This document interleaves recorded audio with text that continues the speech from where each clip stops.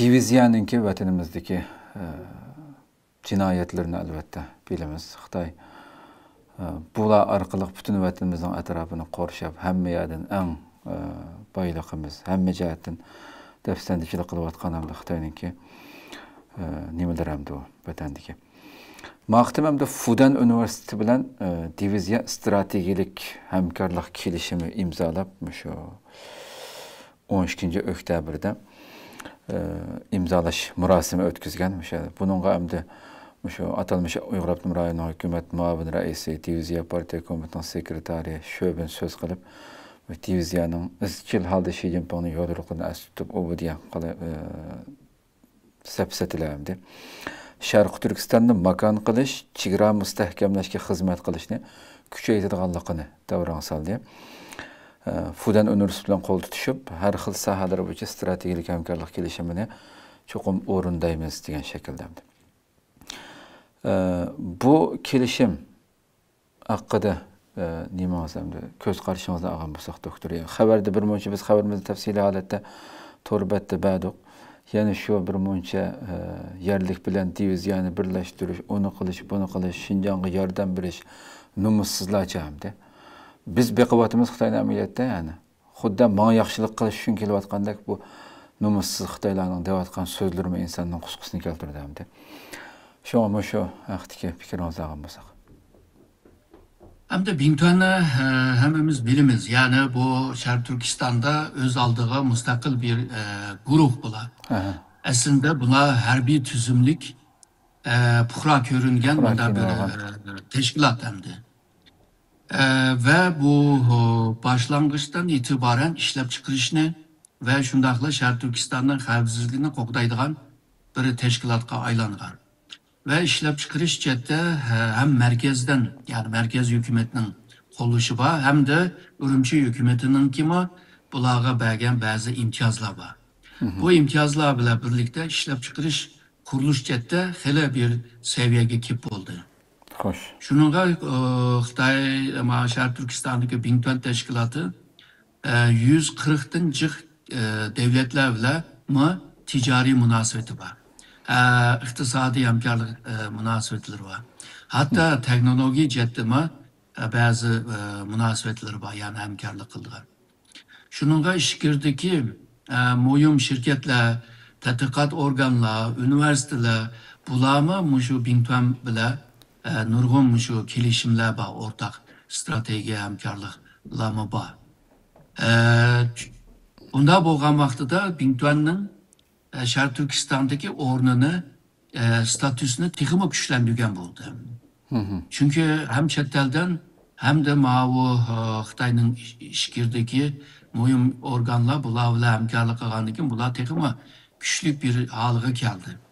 Güçlük halığa kelgenden keyin bu hükümet bile yani Ürümçi hükümet bile hem rekabet var hem de hemkarlık var. Hoş.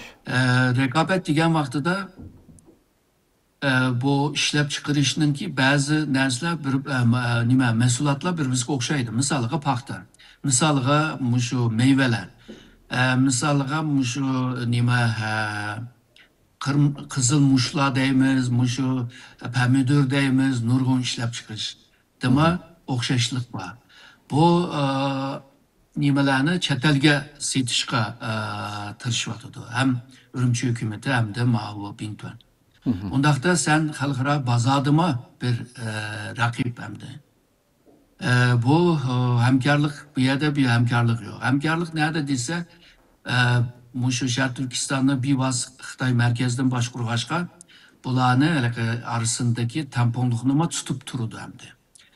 Şununla Xi Jinping'ninki burun 2012-2014 onundan keyin yaqında 9. ayda yana Şarkı Türkistan'ı ziyaret kıldı.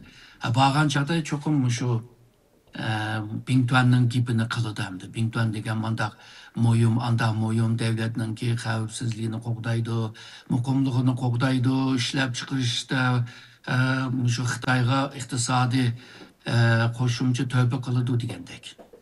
Ularni metiklab, ularni kuchlantiradi-da.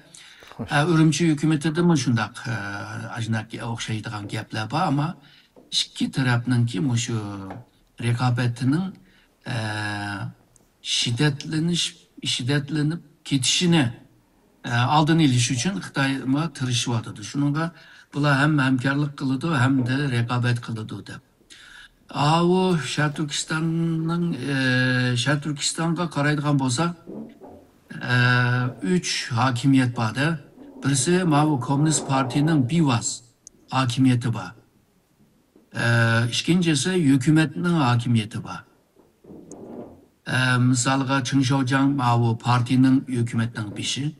Abi Erkin Tunyaz olsa hükümetinin bişi. Okşaşlar Şark Türkistan'da hazır bir Bingtuan'ın ki bir başkuruş sistemi var.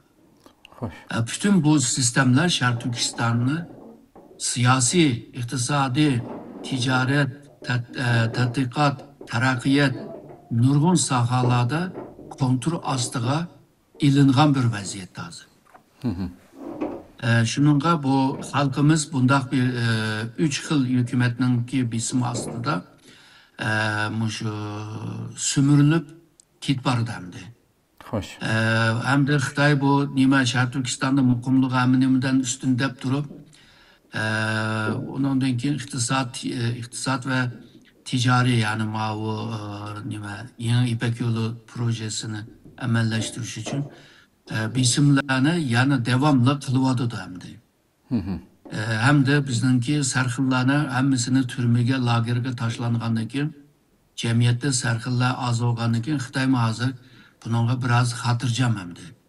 Xotirjamga qarta shu Bingtuanni güçlendirishga hem de yerlik hükümetini güçlendirishga tirishib kelyapti. Xo'sh.